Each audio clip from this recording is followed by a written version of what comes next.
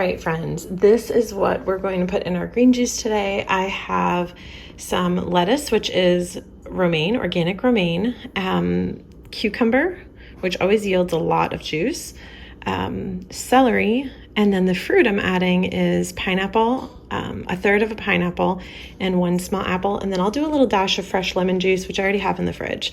So those are the ingredients that I bought, and I bought one pineapple, which will make us 3 juices, I figured. So that's kind of what I'm basing it off of, 1 pack of romaine, which will make the 3.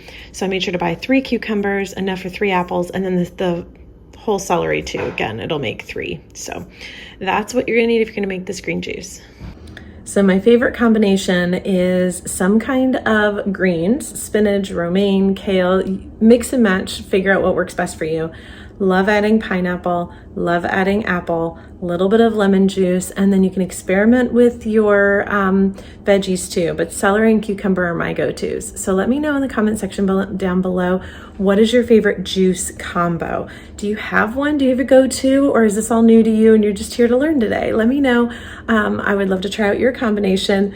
And then do you have like a definite, like, I'm never gonna juice that again because it was so bad? Because beets are mine.